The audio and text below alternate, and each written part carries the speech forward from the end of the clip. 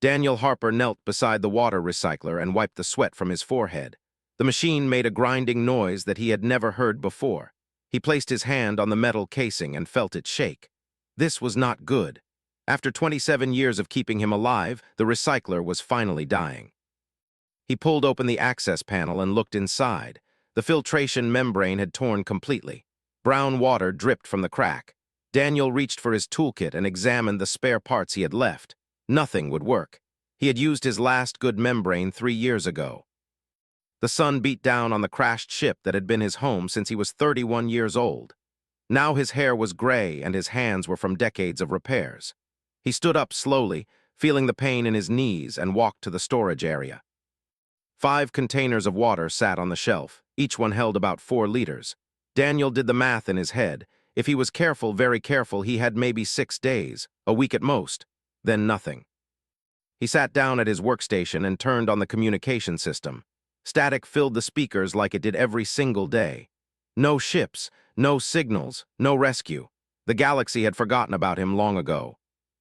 Daniel looked at the camera he used to record his thoughts. He had hundreds of logs stored in the computer. Talking to himself had kept him sane in the early years. Now he barely bothered. But today felt different. Today felt like an ending. He pressed the record button. Day 9855. The water system is dead. I have less than a week of water left. He paused and rubbed his face. I guess this is it. 27 years of surviving just to die of thirst. Daniel stopped the recording. He refused to let that be his last message. He had not fought this long to give up now. He pulled up the old survey maps on his computer. When his ship had first crashed, the sensors had detected something strange about 40 kilometers west. The readings showed possible moisture in a network of deep canyons. He had never investigated because the trek was too dangerous and his ship had everything he needed. Now he had no choice. Daniel spent the next hour packing supplies. He filled a backpack with the water containers, dried food bars, his handheld scanner, a plasma cutter, and an emergency shelter. He strapped a solar panel to the outside of the pack to keep his equipment charged. He took one last look at the ship that had been his home. The hull was covered in rust and sand. Plants had grown through cracks in the walls. Inside, he had built a life from nothing. A bed, a workshop, a small garden that barely produced anything. It was not much, but it was his. Daniel picked up the photo he kept on his desk. It showed his crew standing in front of the ship before the mission. 6 smiling faces full of hope and excitement. He was the only one who survived the crash. The others were buried on a hill behind the ship. He slipped the photo into his jacket pocket, shouldered his pack, and walked outside. The planet's landscape stretched before him in shades of red and brown. Rocky hills rose in the distance. The 2 suns hung low in the purple sky. Daniel had learned every detail of this area over the years. He knew which paths were safe and which ones would collapse under his weight. He started walking west. The first few hours were the hardest. His body had grown used to the small area around his ship. Now his legs burned with each step. The weight of the pack pressed into his shoulders, but Daniel pushed forward. He had survived worse pain than this. As the suns began to set, he noticed something odd. The rock formations ahead had strange patterns. They were too regular, too geometric. Daniel stopped and pulled out his scanner. He ran a sweep of the area. The device beeped. Energy reading detected, very faint but definitely artificial. Daniel's heart beat faster. In 27 years, he had never found any sign of technology on this planet. The surveys had called it dead, lifeless, nothing here but rocks and dust. He adjusted his course toward the energy signature. The terrain grew more difficult. He had to climb over boulders and squeeze through narrow passages. The canyons rose around him like walls. Night fell and Daniel set up his shelter. He allowed himself a small drink of water and ate half a food bar. His supplies needed to last. He did not know how much farther he had to go. He lay in his sleeping bag and looked up at the stars through the transparent roof of the shelter. Somewhere up there, humanity was spreading across the galaxy. New colonies, new discoveries, new adventures, and he was down here slowly dying on a forgotten rock. But maybe not. Maybe that energy signature meant something. Maybe he was not alone after all. Daniel closed his eyes and forced himself to sleep. Tomorrow would be another hard day. He woke before dawn and packed his gear. His water supply was already lower than he liked. 4.5 containers left. 5 days, maybe less in this heat. The canyon walls grew taller as he traveled deeper. Strange plants clung to the rocks in places. Daniel stopped to examine them. These were not native to the planet. Someone had brought them here. Someone had planted them. His scanner picked up more energy readings. Stronger now. Whatever was out there, he was getting closer. Daniel rounded a corner and froze. The rock wall ahead shimmered like water. It was a hologram, a very good one. If he had not been looking carefully, he would have walked right past it. He approached slowly.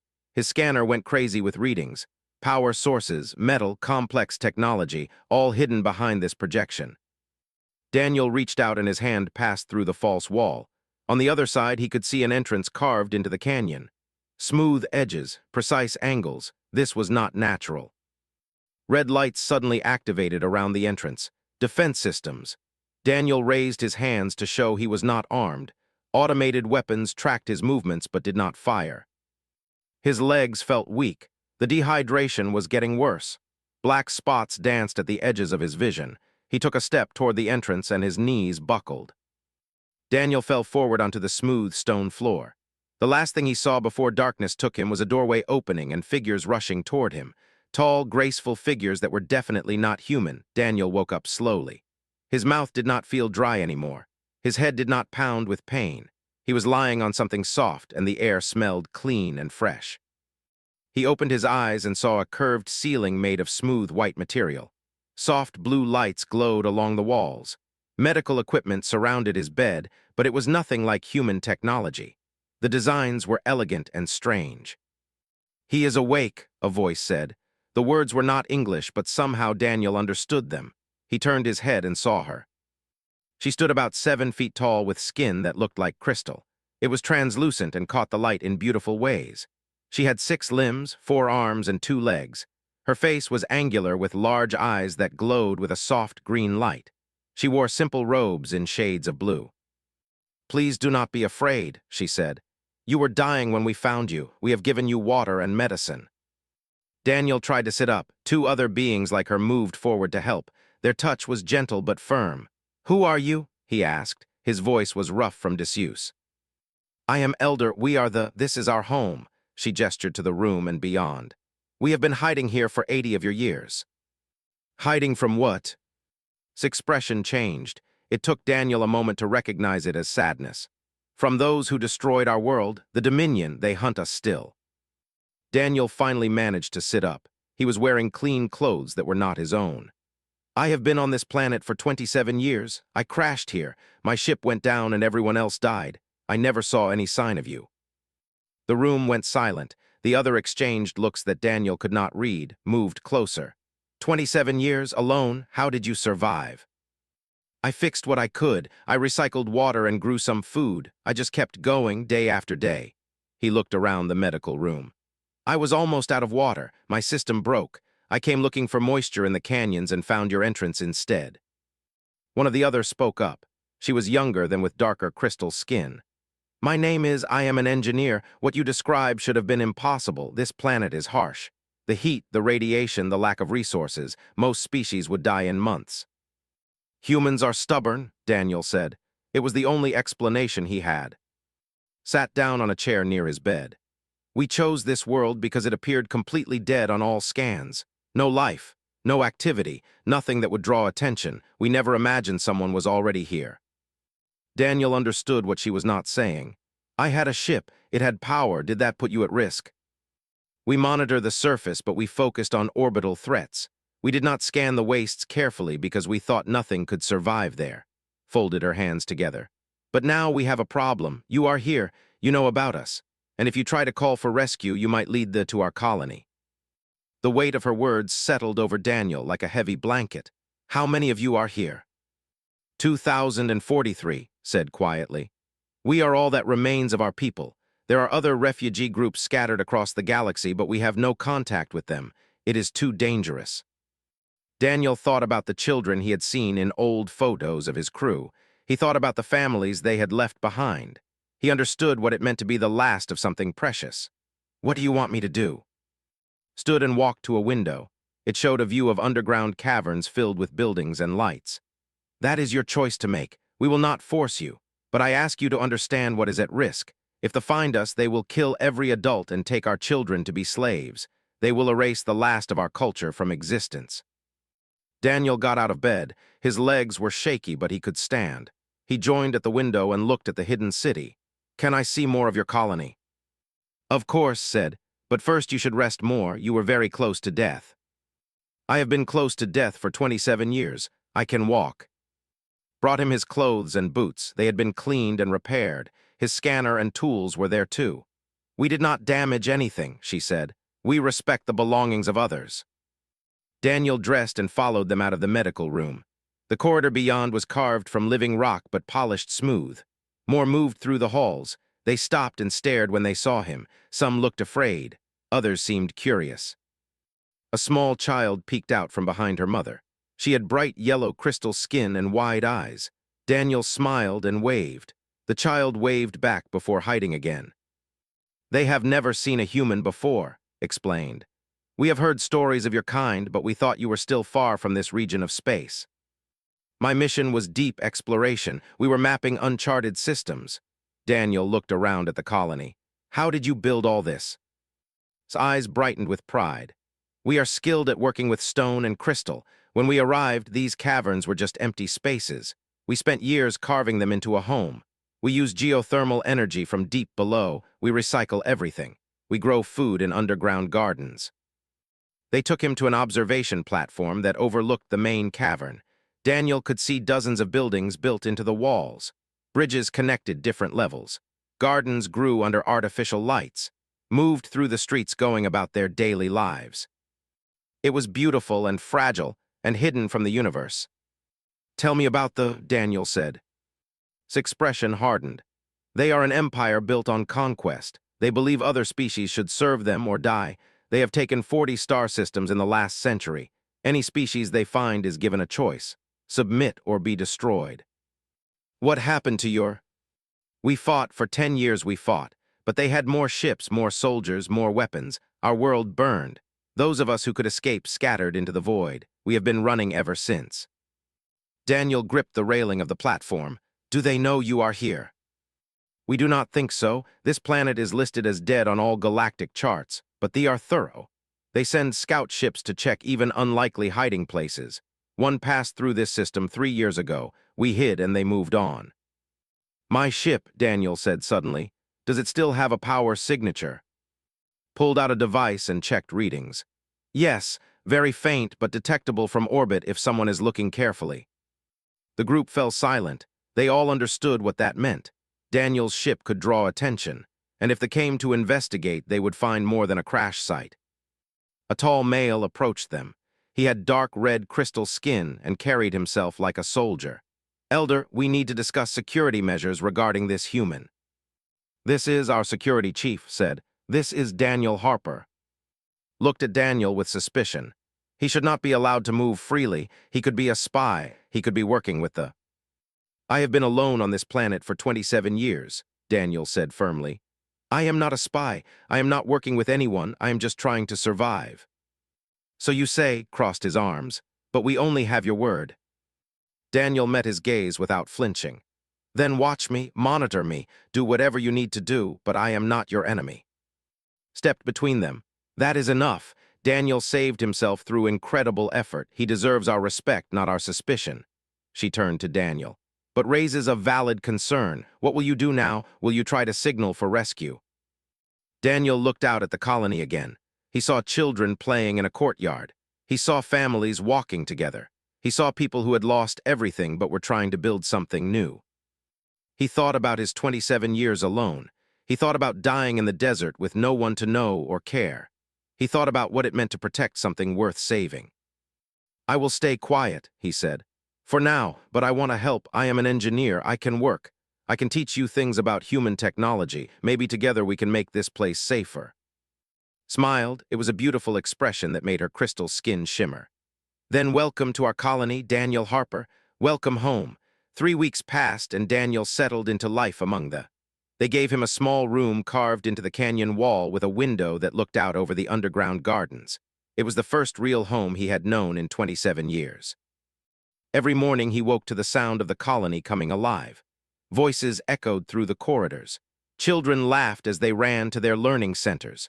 Workers headed to their jobs in the gardens, workshops, and maintenance areas.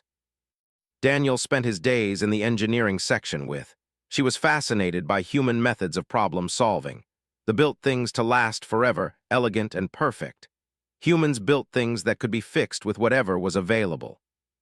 "Look at this," Daniel said, showing her his handheld scanner. "Half the components inside are not original. I replaced them with parts from other equipment. It should not work, but it does." Examine the device carefully. "We would never do something like this. We would wait until we had the proper parts." "And if you never got the proper parts?" "Then we would do without." She looked up at him with those glowing green eyes. "But you did not do without. You adapted. You survived."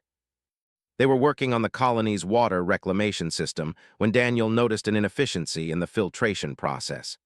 "You are losing about 15% of your processed water here. If we add a secondary collection loop, we can recover most of that." Studied his rough sketch. "This design is not elegant." "No, but it works. Sometimes good enough is better than perfect, especially when resources are limited." She thought about that for a long moment, then nodded. "Show me how to build it." They spent the next week installing Daniel's modifications. Other engineers came to watch and ask questions. Some were skeptical. Others were curious. All of them were surprised when the system started recovering the lost water. 17% improvement, announced to the group. "The human method is crude but effective." Word spread through the colony. The strange human who survived alone for 27 years was proving useful. More started approaching him with problems. A malfunctioning ventilation system, a crack in the geothermal pipes, a garden that would not grow properly. Daniel fixed them all using the same approach. He looked at what was available and made it work. In the evenings, he would sit in the common areas and tell stories about Earth, gathered around to listen. They wanted to know everything about the human. "Earth is dangerous," Daniel explained to a group of young. "We have storms that can destroy entire cities, earthquakes that split the ground, volcanoes that bury everything in ash. The temperature swings from burning hot to freezing cold, and yet humans thrived there." One of the children raised a hand. "Were you afraid?" "All the time, but being afraid is not the same as giving up. Humans learn to build stronger, to prepare better, to help each other survive." An older named spoke up. "Your world sounds like a nightmare. How did your species develop intelligence in such conditions?" "Maybe because of those conditions," Daniel said. "When life is easy, you do not need to be clever. When life is hard, you either adapt or die. Humans chose to adapt." Attended many of these sessions. She listened carefully to everything Daniel said. One evening, she asked him to walk with her through the gardens. "You speak often of survival," she said as they moved between rows of growing vegetables. "Is that all humans value?" Daniel thought about that. "No. We also value beauty, art, love, family, but survival comes first. You cannot enjoy anything if you are dead." They would say the same thing. They survive by conquering others. "That is not survival, that is predation. There is a difference." Daniel stopped and looked at her. "Humans learned that the hard way. We fought wars among ourselves for thousands of years, brother against brother, nation against nation. We almost destroyed ourselves several times. What changed? We realized that cooperation was stronger than conquest, that protecting the weak made everyone stronger, that diversity was a strength, not a weakness." He gestured to the colony around them. "You already know these things. That is why you are hiding here instead of trying to fight back." Crystal's skin dimmed slightly. "We are not warriors. We are artists, philosophers, builders. When they came, we did not know how to stop them." "You knew how to survive. That takes a different kind of courage." They walked in silence for a while, then said, "Some of our people wonder if we made the right choice. Perhaps we should have fought harder. Perhaps we should be gathering strength to take back our. And risk the children you have here? Risk the last of your culture. That is not wisdom, that is revenge." "You speak like someone who has lost much." Daniel nodded. "I lost my crew, my friends, 27 years of my life, but I learned something important. Survival is not just about staying alive. It is about finding something worth living for." Placed one of her 4 hands on his shoulder. You have a good heart, Daniel Harper. I am glad you found us. The peaceful routine was broken on the 32nd day. Daniel was working within the workshop when alarms started blaring throughout the colony. Red lights flashed in the corridors. His voice came over the communication system. All personnel to emergency stations. We have detected a vessel in orbit. It is performing systematic scans of the surface. Daniel ran to the command center. Screens showed the orbital readings. A large ship was moving slowly across the planet, scanning every kilometer.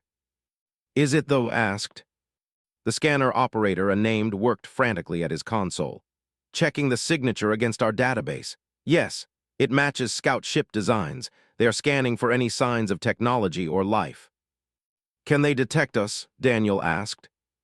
Our shielding should hide us, but if they use deep penetration scans, they might find anomalies. Looked up with fear in his eyes. And they are moving in a pattern. They are checking dead worlds. They know refugees hide in places like this. Turn to Daniel. Your ship, the power signature, will they detect it? Maybe, probably. It depends on how thorough they are. Then we have a problem. If they detect the ship, they will send a team to investigate, and once they are on the surface, they might find us. Daniel looked at the screen showing his crashed vessel on the far side of the desert. His home for 27 years, the place where his crew was buried. I need to go back there. Absolutely not, said. You will lead them straight to us. I will shut down the power completely, make it look like a long-dead wreck. If I do it right, they will scan it and move on.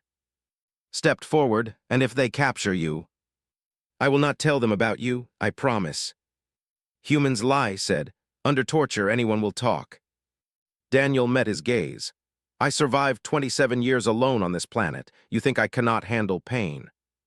The room fell silent, finally spoke. Prepare a team to escort Daniel to his ship, but if they detect them, they are not to return here under any circumstances. Is that clear? His crystal skin flashed angry red. You would risk security for this human. I would give him a chance to protect us, yes. He has earned that much. Daniel felt something warm in his chest. Trust. After 27 years of isolation, someone trusted him with something important. Volunteered to go with him. So did two of his best scouts, and they prepared quickly, gathering camouflage equipment and scanning gear. Before they left, Daniel visited the children's area one last time. The young were being kept calm by their teachers, but he could see fear in their faces. The little girl with yellow crystal skin ran up to him. Are you going to fight the bad people? Daniel knelt down to her level. I am going to make sure they do not find you. That is what matters. Will you come back? I will try my best. She hugged him suddenly. Her crystal skin felt cool and smooth. Daniel hugged her back, then stood and walked to where his team was waiting. Met him at the exit. Be careful, Daniel Harper. You have become important to us. I spent 27 years with no one. I am not losing this now. They left through a hidden tunnel that led to the surface far from the main entrance. Night had fallen, which would give them cover. The ship was on the other side of the planet right now, but it would circle back eventually. Daniel looked up at the stars and wondered if this would be his last night of freedom. Then he adjusted his pack and started walking toward his old home, toward whatever came next. They traveled through the night under the cover of darkness. Led them using navigation equipment that kept them hidden from orbital scans. The two scouts, and moved like shadows across the rocky terrain. Daniel struggled to keep up. His body was stronger now after weeks of good food and water, but they were naturally faster and more graceful. Still, he pushed himself forward. Every step took him closer to his old home and farther from the colony. That was the plan. If they caught him, he would be too far away to accidentally reveal the colony's location. Dawn broke as they reached the ridge overlooking his crashed ship. Daniel stopped and stared at it. The vessel looked even more broken down than he remembered. Sand had piled up against the hull. More plants had grown through the cracks. It looked like it had been abandoned for decades. Which was exactly what they needed it to look like. We will set up a monitoring position here, said. He was the larger of the two scouts with dark blue crystal skin. If they come, we will see them first. Smaller and quicker with silver skin, pulled out scanning equipment. The orbital ship is on the other side of the planet right now. We have maybe 4 hours before it comes back around. Then I need to work fast, Daniel said. Touched his arm. Be careful, do not stay inside too long. If they scan while you are in there, the metal hull might trap you. Daniel nodded and made his way down the slope to his ship. He climbed through the entry hatch and stood in the main corridor. Everything was exactly as he had left it. His workbench, his sleeping area, the small kitchen where he had prepared thousands of meals. He went to the power core first. It took him 30 minutes to completely shut it down and disconnect the emergency batteries. The ship went dark and silent. He used a flashlight to navigate to the communication system and pulled out every component that could send or receive signals. Then he went to the crew quarters, 6 beds, 5 of them empty and covered in dust. He had kept them clean for years, but eventually he stopped. It was too painful. Daniel took the photo from his pocket and looked at it one last time. His crew, young and full of hope. He placed the photo on the captain's bed and said a quiet goodbye. He gathered tools and spare parts that might be useful to the technology they could study and adapt. He worked quickly, knowing time was running out. As he was packing the last items, his voice came through his communicator. Daniel, the orbital ship is coming back early. It changed course. It is heading straight for your location. Daniel's heart pounded. How long? 30 minutes, maybe less. He grabbed his pack and ran for the exit. But as he reached the hatch, his scanner detected multiple power signatures approaching from the north. Ground vehicles, fast ones. They are already here, he said into the communicator. They must have detected the ship earlier and sent a landing party. Get out now, his voice was urgent. We will cover your escape. Daniel climbed out of the ship and ran toward the ridge. But 3 armored vehicles crested a nearby hill and raced toward him. They were sleek and black with weapons mounted on top. He would never make it. Daniel stopped running. He dropped his pack and raised his hands. Better to be captured than to lead them toward the vehicles surrounded him in a cloud of dust. Ramps dropped and soldiers emerged. They were tall, maybe 8 feet, with reptilian features and dark green scales. They wore powered armor that made them even larger and more intimidating. These were One of them pointed a weapon at Daniel's head. Another grabbed him roughly and forced him to his knees. A third scanned him with a device that beeped and flashed. A fourth stepped forward. He had red markings on his armor and carried himself like a commander. A human, this far from your space, interesting. His voice was deep and harsh. What are you doing here? I crashed, Daniel said. 27 years ago, I am the only survivor. The commander walked around him slowly. 27 years on this dead rock. You expect me to believe that? Check my ship. Check the crash damage. It has been here for decades. The commander gestured and 2 soldiers went into the ship. They emerged a few minutes later. The ship is old, human design from their early deep space exploration era. Power core is cold, no active systems. The commander looked down at Daniel with yellow eyes that showed no mercy. So you survived alone all this time. Impressive or suspicious? He grabbed Daniel's chin and forced his head up. This planet is supposed to be empty, yet we detected faint energy readings. Care to explain? My ship had emergency power. I was trying to keep my systems running. Do not lie to me, human. We detected other anomalies, patterns in the rock, heat signatures that do not match natural formations. Someone else is here. The commander leaned closer. Where are they? There is no one else, just me. The commander stood and nodded to his soldiers. One of them hit Daniel in the stomach with the butt of his weapon. Pain exploded through his body. He fell forward onto the sand. I am commander. I have destroyed entire colonies. Do you think I fear one weak human? He pulled Daniel up by his hair. Tell me where they are hiding, or I will make you beg for death. Daniel spat blood onto the ground. There is no one else. I am alone. Studied him for a long moment, then smiled. It was a terrible expression. We shall see. Bring him. They dragged Daniel to one of the vehicles and threw him inside. Through the window, he could see the ridge where and the scouts were hiding. He prayed they would stay hidden. He prayed they would get back to the colony safely. The convoy moved out, heading north toward the polar region, sat across from Daniel in the transport. I will give you credit, human. You have spirit, but you are also a fool. We have been tracking refugees for years. They hide on dead worlds. They think they are clever, but we always find them eventually. I do not know what you are talking about. No, then explain the plants we found near your ship. They are species. They do not grow naturally on this planet. Someone planted them. Leaned forward. But you already knew that. The question is, where are they hiding? Daniel kept his face blank. He could not let see any reaction. I found some plants in the canyons months ago. I tried to grow them near my ship for food. Most of them died, that is all. Which canyons? The polar region. There are ice caves there with moisture. That is where I found them. Size narrowed. You are either the worst liar I have ever met or you are telling the truth. We shall find out. He gave orders to the pilot. Set course for the polar canyons, full scan pattern. The transport flew north for hours. Daniel watched the landscape change from red desert to white ice. His body ached from the beating. His mind raced with possibilities. If they found nothing at the poles, would know he lied. They would go back and search more carefully. They might find the canyon colony. But if they spent enough time searching the poles, it would give the time to prepare. Time to hide better. Time to evacuate if necessary. Every hour Daniel could buy them was another hour of safety.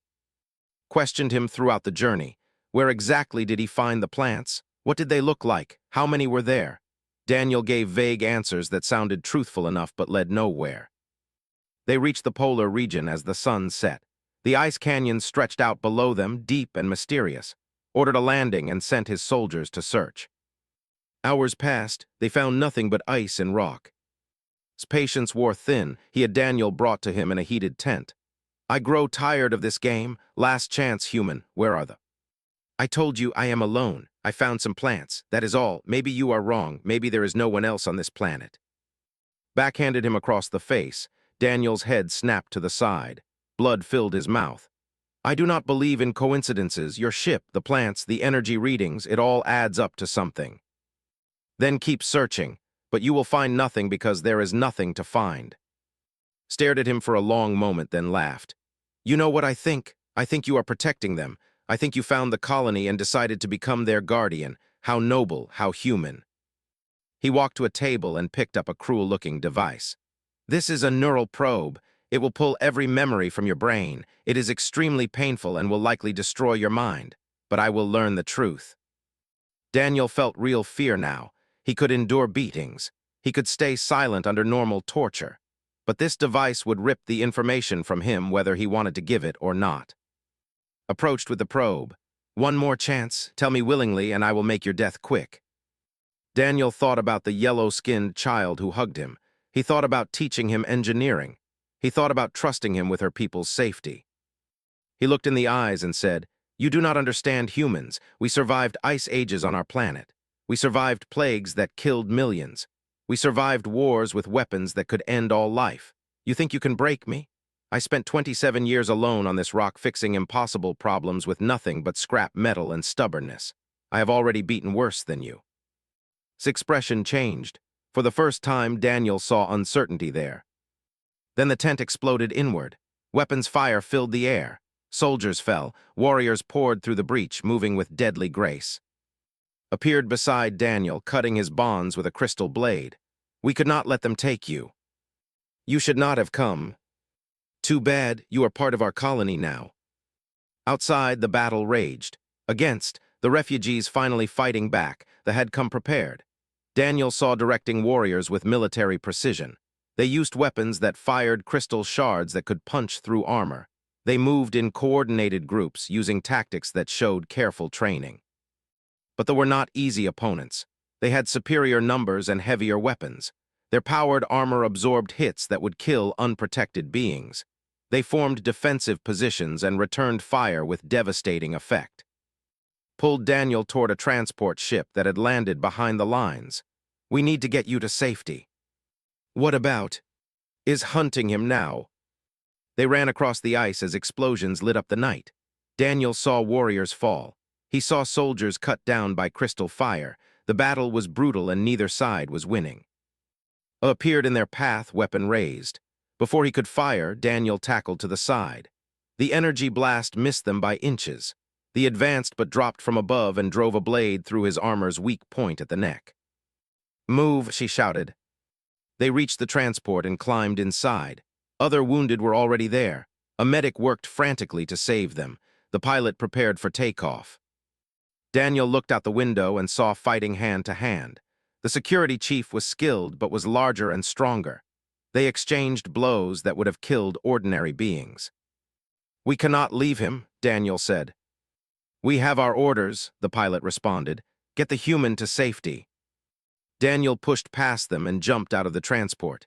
He grabbed a fallen weapon and ran toward the fight. The weapon was heavy and awkward, but he managed to aim it. Had pinned, his clawed hand was around his throat. "Your people will die, all of them. We will find your colony and burn it to ash." Daniel fired. The blast hit in the shoulder, spinning him around. It did not penetrate his armor, but it surprised him enough that could break free. Saw Daniel and laughed. The pet human wants to fight, how amusing. He charged. Daniel fired again, but dodged. The commander was fast despite his size. He reached Daniel and kicked the weapon from his hands. Then he grabbed Daniel by the throat and lifted him off the ground. "I will enjoy killing you slowly."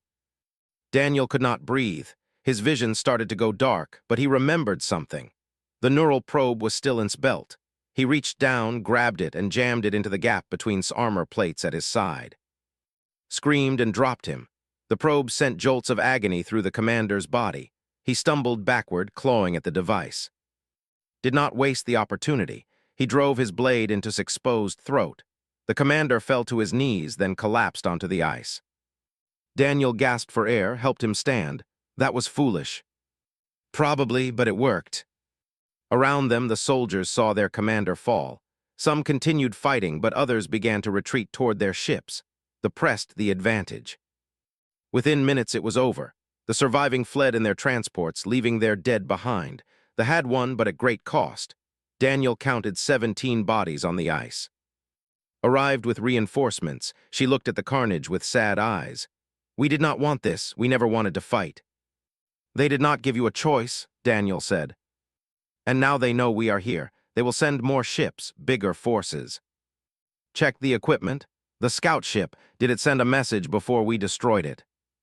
Who had come with the reinforcements, worked on a captured computer. Checking their logs, they sent a standard progress report 6 hours ago. It mentioned detecting anomalies on the planet, but nothing specific. The full report was scheduled to transmit after they completed their investigation. "Which they did not complete because we stopped them," said. "So we have time," said, "but not much. When this scout ship does not report in, they will send another." Daniel looked at the captured equipment. "Then we use what we have here, their weapons, their technology. We make this colony stronger." "We are not warriors," said quietly. "No, but you can learn. I will teach you what I know about human military tactics. Can train your people. We have maybe a month before they come back. We use that time to prepare." Studied Daniel with new respect. "You charged an armored commander with no training and no protection. That was insane." "That was human." They returned to the colony as dawn broke. The wounded were treated. The dead were honored. The entire colony gathered to hear what happened. Stood before her people and spoke. "For 80 years we have hidden, we have run. We have hoped that staying quiet would keep us safe. But today we learned that hope alone is not enough. We must be willing to defend what we have built." Murmurs spread through the crowd. Some looked afraid, others looked determined. The human Daniel Harper risked his life to protect us. He gave us time to prepare. He fought beside us against our enemies, and he has shown us that survival sometimes requires courage. Looked at Daniel. He has proven himself to be one of us. The crowd erupted in approval. Voices echoed through the cavern. Children chanted Daniel's name. The yellow-skinned girl ran forward and hugged him again. Over the next month, the colony transformed, trained warriors using both and human tactics. Daniel helped engineers adapt weapons for use. They built better defenses around the colony entrances. They created hidden fallback positions in case of invasion. Worked with Daniel on a special project. They studied the scout ship that they had captured. It had advanced shielding and communication systems. If they could adapt the technology, they could hide the colony even better. "Your human approach to problems has taught me much," said as they worked. "We always seek perfect solutions, but you seek working solutions. There is wisdom in that. Sometimes good enough today is better than perfect tomorrow." They installed hybrid shields around the colony that combined crystal technology with stealth systems. When they activated them, the colony disappeared completely from sensors. Monitored space constantly. 26 days after the battle, he detected another ship entering the system. Here they come. The colony went silent. Everyone moved to their assigned positions. Warriors took up defensive posts. Families moved to the deep shelters. Daniel stood within the command center, watching the screens. The ship scanned the planet thoroughly. It spent hours checking every area. It lingered over the crash site where Daniel's ship sat cold and dark. It examined the polar region where the battle had occurred. But it found nothing. The new shields worked perfectly. After 2 days, the ship left the system. The colony erupted in celebration. They had survived. They had hidden successfully even under direct scrutiny. That night invited Daniel to walk with her through the gardens again. "You gave us more than your help. You gave us hope." "You gave me a home," Daniel replied. "After 27 years of isolation, you gave me a reason to keep living." "What will you do now? Will you stay with us?" Daniel looked around at the colony. He saw tending their gardens. He saw children playing without fear. He saw a community that had welcomed a stranger and made him family. "Where else would I go?" Months turned into years. Daniel taught human engineering and tactics to new generations of. He helped expand the colony deeper into the canyon systems. He became an elder in his own right, respected for his wisdom and his refusal to give up. The little yellow-skinned girl, whose name was, grew into a brilliant engineer under Daniel's guidance. She combined human adaptability with elegance to create amazing things. Other refugee groups eventually made contact. The colony became a hub for hidden communities across the sector. They shared resources and information. They built a network of survival. They continued their expansion across the galaxy, but they endured. They learned to fight when necessary. They learned to hide better. And they learned from the human who showed them that survival was not just about staying alive, but about protecting what mattered. Daniel was 70 years old when he stood on the same ridge where he had once stared at his crashed ship. The ship was gone now, dismantled for parts. In its place stood a memorial garden with 17 trees, one for each who died defending their colony. Stood beside him, "Do you ever regret it, giving up your chance to go home?" Daniel thought about Earth, about the life he might have had if he was rescued, about the family and friends he would never see again. Then he thought about the colony below, about the children who called him uncle, about the people who trusted him with their lives, about the purpose he had found in protecting something precious. "I did go home," he said. "It just took me 27 years to find it." Below them, the hidden colony thrived. Lights glowed in the caverns. Voices carried on the wind. Life continued in secret, protected by stone and crystal and the determination of people who refused to let their culture die. And at the heart of it all was a human who survived alone for decades, only to discover that sometimes the greatest strength comes not from enduring isolation, but from choosing connection. Daniel Harper had crashed on this planet as a lost explorer. He would die here as a guardian, a teacher, and a friend, and that was exactly what he wanted. The galaxy continued its wars. Empires rose and fell. Species conquered and species fled. But in one hidden canyon on a supposedly dead planet, something remarkable persisted. Proof that hope could survive in the darkest places. Proof that different species could find common ground. Proof that one person's choice to protect the vulnerable could change everything. They would remember.